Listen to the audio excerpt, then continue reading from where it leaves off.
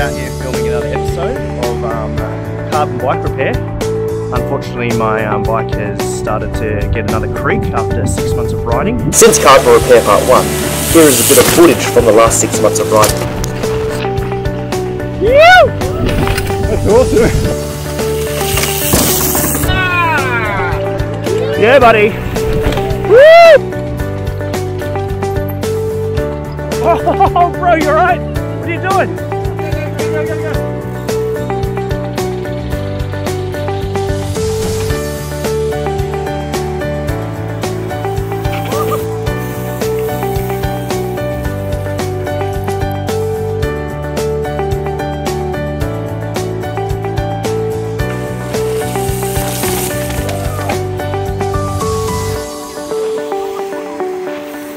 So we're here again at Deep Dish to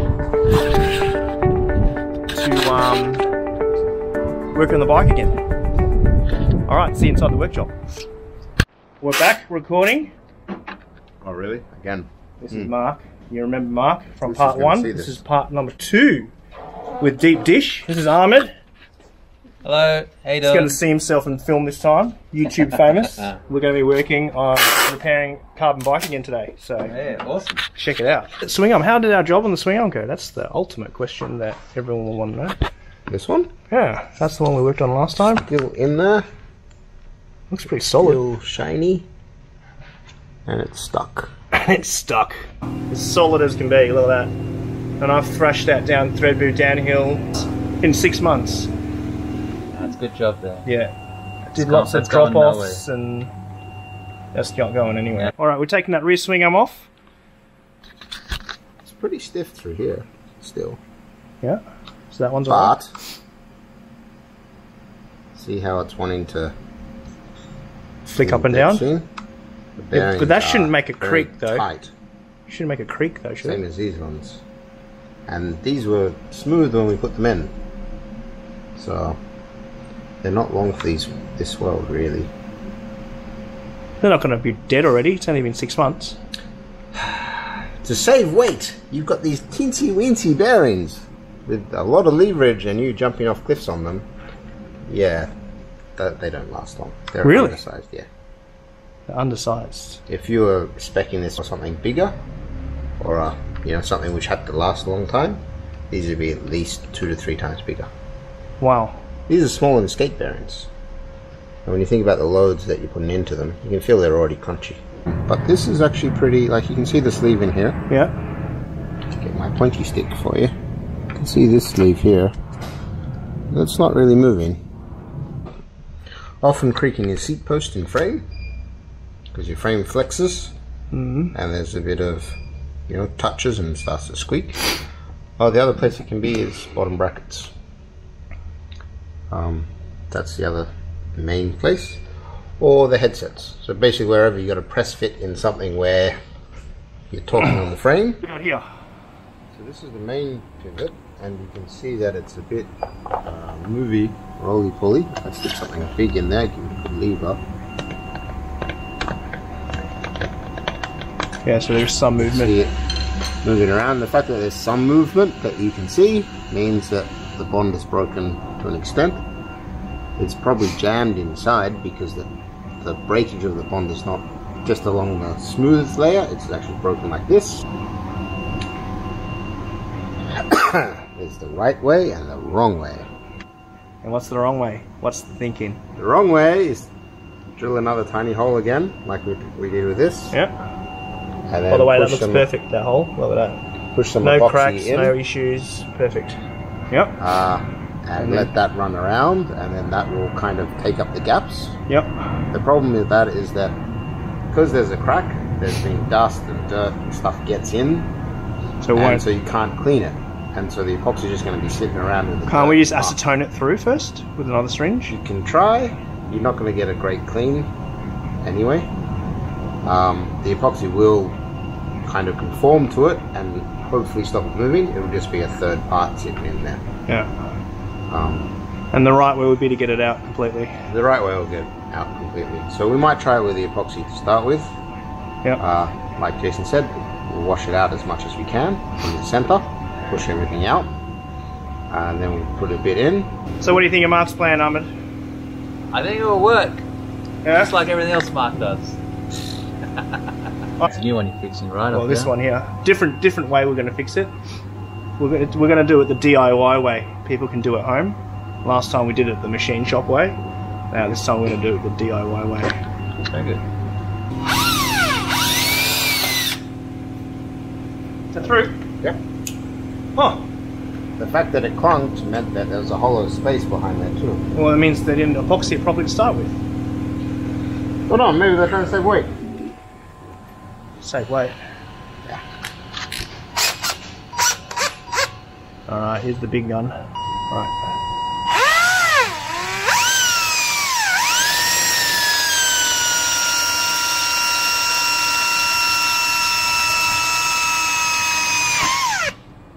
Whoa.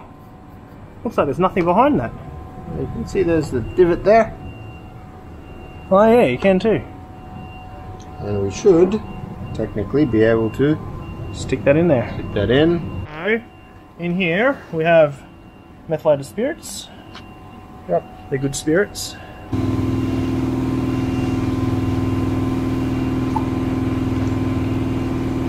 Where did that go? Didn't go anywhere. I know where it went. In here? Yep. You got a big gap in between them. Yep, there we go. There it comes out of the dropper Coming hose. straight out of the frame. Okay. Okay, so New plan. new plan. Yeah, so we've hit a bit of a problem, and the problem is that you can't see it. You can't really see it from here, but let's see. See if we can see it. But it's hollow all the way through. You can actually see the pivot there going through the frame, which is pretty poor design actually, because this is one of the main pivots sitting right there, and the only thing holding it is just this thin piece of carbon fibre here and a thin piece of carbon fibre on the other side, holding this whole main pivot in. Whereas the one we did last time, this one, it was solid the whole way through. So what we're going to do is we're going to turn it on its side, on one side like this, and use the force of gravity to, when we put the epoxy in, it'll run down here and it'll sit down here. We'll warm this up a little bit so the epoxy's thinner, and it'll get sucked in a little bit more, and also it sets up quicker when it's warm. Alright. Then Tomorrow. there's none on that side, we'll do the other side. The issue is it's so dirty in there that if we epoxy it, nothing's going to stick. So we're Add trying to the epoxy. You can have a squiz down there if you wish. I don't know if it would work. Oh yeah, kind of. Yeah. Yeah. So that tall long thing at the end, the column, is your pivot, and there's a blob of booger at the bottom which was the epoxy, Yeah. and there's a whole bunch of dirt which kind of comes through your seat post down into here and sits in the bottom. Yeah. So if you run in very muddy conditions, doing this mod here, trying to tape up your clamp, will save your bike getting like another 2 kilos heavier. It happened. I went for one muddy ride before I taped it. I had to redo the whole seat post. So Which I is put that why, tape there. you know, a company which puts the clamp on the front, you know, it makes sense because it's away from the schmoo. So this is Everybody puts it on the back, it's kind of like, yeah, I don't know. stupid. Not thinking that clearly. Export quality. Unfortunately, it's not Australian export, it's Chinese export to Australia. More degreaser. Fill up the frame, so to speak. There's also a spot in here I can get to, if I can.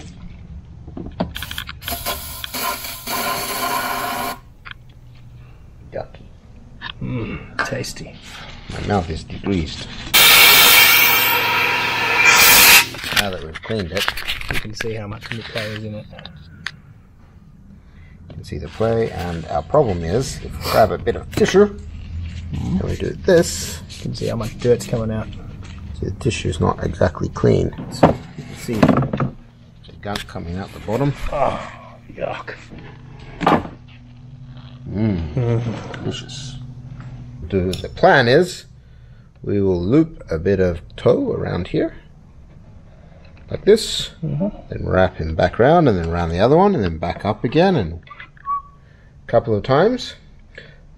Before we do that, we'll scratch this black paint off initially. We'll braid it back, and then we'll epoxy the outside as well. Highest quality from Bunnings. Because we need it still to flush stuff. Oh yeah, you can see it's dripping out now properly. Yeah, you've actually cleaned the dirt around it and it's actually dripping out now. There's the acetone from last time. This stuff, acetone, and we'll just see if it'll wick down into it a little bit. Don't use too much. You can see the vapor as I squeeze it. See it running out here. Turning out here, heaps. And then tomorrow, Mark's going to come and stick some glue in there, flip it around, so fill up this side, and then do a bit of carbon weaving in there. And then, she should be good. That was so, we've missed a lot in between. Last time we were here. We've got the epoxy. You got to tell us. Yeah. So first of all, there was no epoxy, so that was a bit of a problem. So what have you done since then, Mark? While I wasn't here to film it. I added the epoxy. This is the epoxy, like last time. West System Hardener 206 and West System 105. So you put epoxy in there, let it drip down into here. So we got a moat of epoxy down on the inside. Yeah. Then we did the same thing on the other side and moat of epoxy here. So there's a blob of epoxy here. Yep.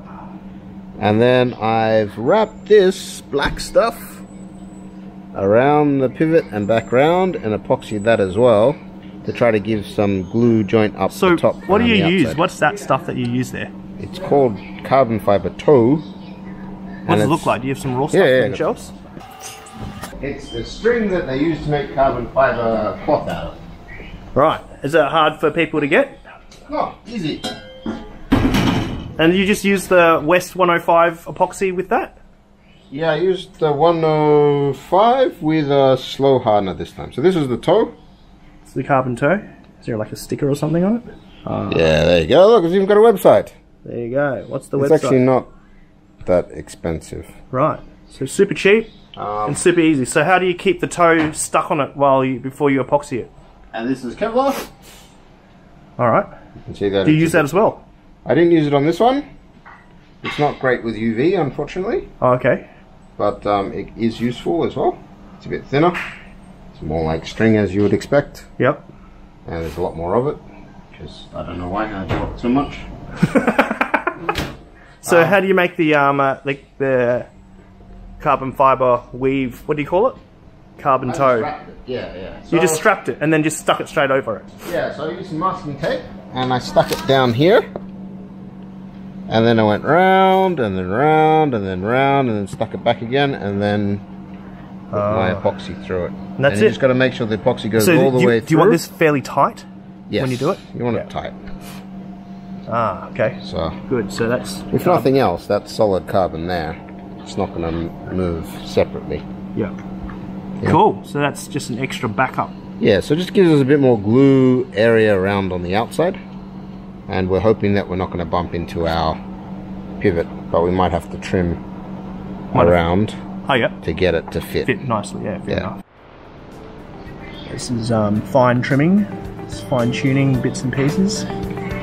Yeah, we're just trying to give ourselves a bit of clearance around the link. So the bike's back together, taking it for a ride, and voila, what do you know? No more creep. If you're wondering how the bike looks now, you can't actually tell because everything is behind all the linkages, so it actually looks perfect.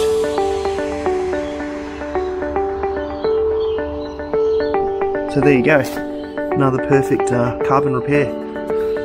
Alright, see you for the next video. Juice Moose signing out.